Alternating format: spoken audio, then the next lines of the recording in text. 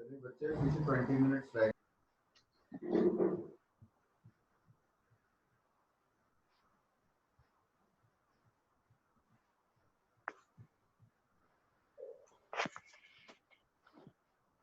Screen show हो रही है सबको? हेलो, हाँ लीना हो शो रही है हो रही। शो। आप बात करो। okay, Assalamu alaikum class. I'm Arina and topic of my presentation is diagnosis, prevention, treatment and risk factors of lupus erythematosus. Diagnosis of lupus is difficult task because signs and symptoms vary from person to person. So no single test can diagnose it. So we use combination of blood and urine tests and sign and symptoms and physical examination to diagnose it. Laboratory tests include a complete blood count in which we see a count of RBCs, white blood cells, and platelets. If you have anemia, then it indicates, and also your white blood cells and platelet count decreases. Erythrosedimentation rate increases in lupus erythematosus, and it also it usually increases in inflammatory conditions. Kidney and liver assessment की जाती है lupus में क्योंकि ये आपके इन organs को affect करता है। इसके अलावा एनालिसिस किया जाता है, इसमें आपके यूरिन के अंदर प्रोटीन लेवल और रेड ब्लड सेल्स का काउंट देखा जाता है, वो इंक्रीज हुआ होता है। इट मीन्स के ल्यूपस की वजह से आपके किडनीज जो है वो डैमेज हुए हैं। और एंटी न्यूक्लियर एंटीबॉडी टेस्ट किया जाता है। ये ऑलमोस्ट हर पेशेंट का जो ल्यूपस है उसको उसका पॉजिटिव टेस्ट आता है। ये स्टिमुलेटेड इम्यून सिस्टम को इंडिकेट करता है। इमेजिंग टेस्ट किए जाते हैं। डॉक्टर्स रिकमेंड इसलिए करते हैं कि आइदर आप को ल्यूपस की वजह से आपकी हार्ट या लंग्स तो नहीं अफेक्ट हुए, तो चेस्ट एक्सरे में लंग्स को देखा जाता है। अगर तो एबनॉर्मल शेडोज रिवील होते हैं तो it indicates inflammation in your lungs. और कार्डियोग्राम किया जाता है आपकी हार्ट के वेल्व्स की फंक्शनिंग को देखने के लिए। ट्रीटमेंट में एनसेड्स हम देते हैं जिसमें नेप्रोक्सन, सोडियम और आइबुप्रोफेन है। एनसेड्स जो है वो फीवर, स्वेलिंग और जो है पेन के लिए दी जाते हैं associated with lupus. Anti malarial drugs दी जाती हैं, इसमें हाइड्रोक्सीक्लोरोक्वीन है, लेकिन इसके साथ रिकमेंड करते हैं कि रेगुलर आई एग्जाम्स जाएं क्योंकि ये आपकी आई के रेटिना को डैमेज कर सकते हैं और ये भी इम्यून सिस्टम को अफेक्ट करती हैं। कॉर्टिकोस्टेरॉइड्स जो है वो इन्फ्लेमेशन को काउंटर करती हैं और इनमें प्रेडनिसोन और मिथाइल प्रेडनिसोलोन भी दी जाती हैं। इसके अलावा इम्यूनोसप्रेसेंट्स हैं जिसमें एजाथायोलिन, माइक्रोफेनोलेट, लुपिटल एंड मेथोट्रेक्सेट है।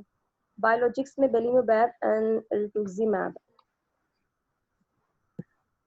रिटुक्सीमैब जो है वो रेजिस्टेंट ल्यूपस के केस में बेनिफिशियल है और ये आईवी दी जाती है बायोलॉजिक्स। रिस्क फैक्टर्स ये है कि वुमेन में 9 times मोर चांसेस होते हैं than males to develop lupus and ये एज रेंज ऑफ 15 and 44 में होता है, ज़्यादा चांसेस होते हैं। और ये फैमिलीज में रन करती है कंडीशन जिनके रिलेटिव्स में ल्यूपस का कोई पेशेंट है तो उनमें 5 to 13% रिस्क ज़्यादा है of developing disease. Lupus is more common in African, American and Asians.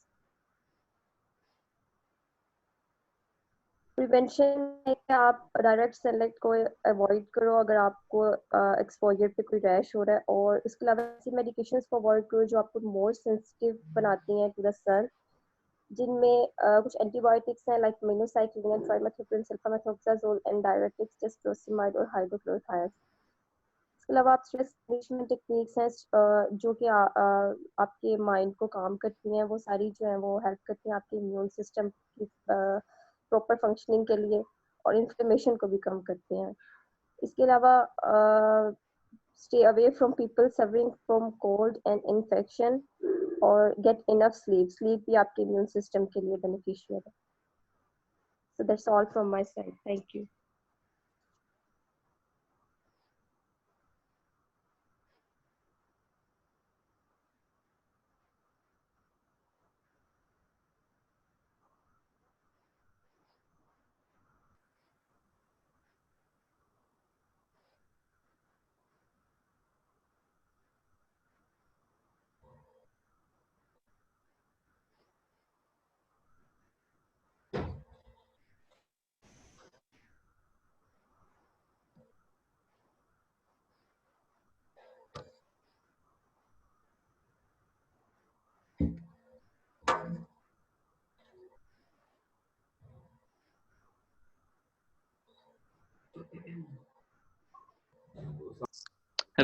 मैर आ रही है स्क्रीन शो हो रही है?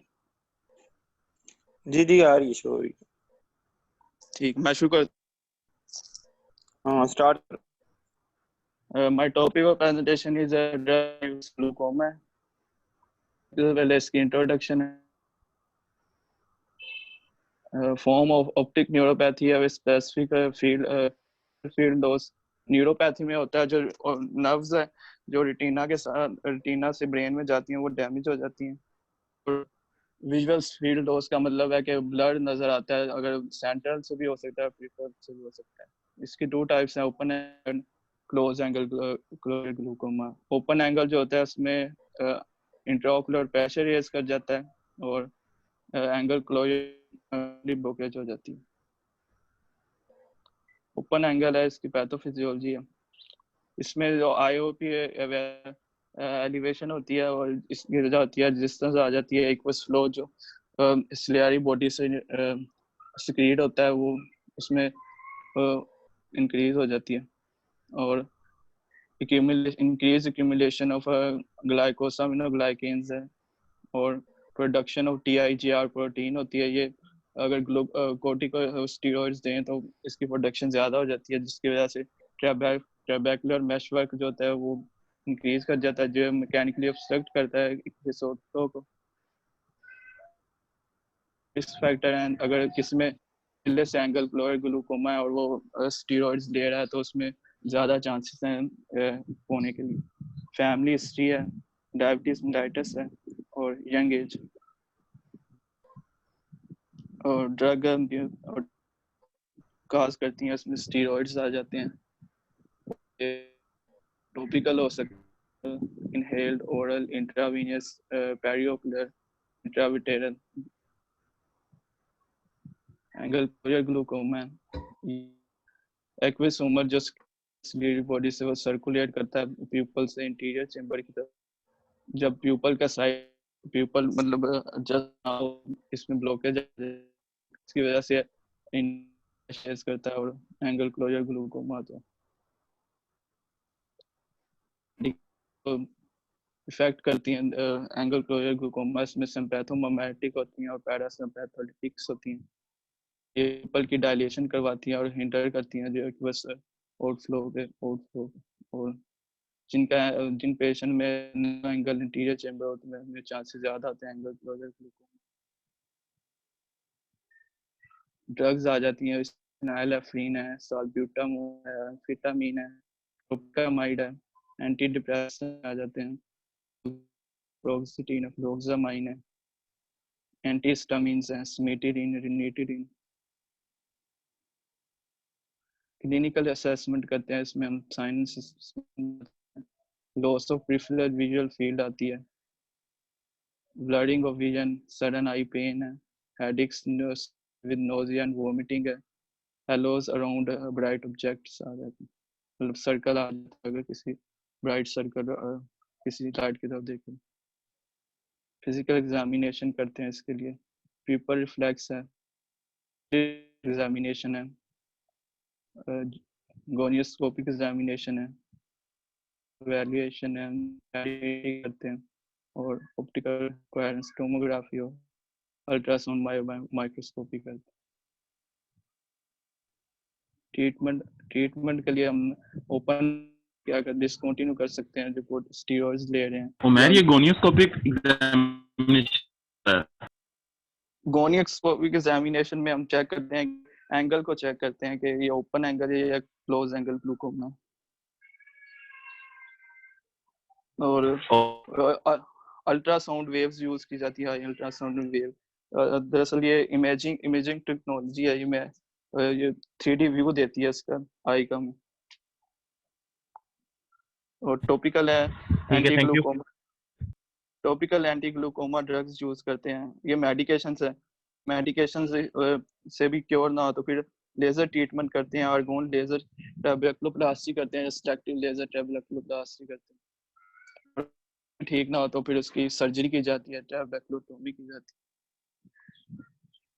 क्लोज एंगल के लिए ट्रीटमेंट जो है स्टॉप कर सकते हैं मेडिकेशन को, एंटी ग्लूकोमा मेडिकेशन यूज करते हैं, topical beta blockers, PG analogue, cholinergic agonist या स्टेजोलोमाइड, प्रिफरल रेडोप्लासी कर सकते हैं और ट्रेबेक्लोटोमी कर सकते हैं। Thank you.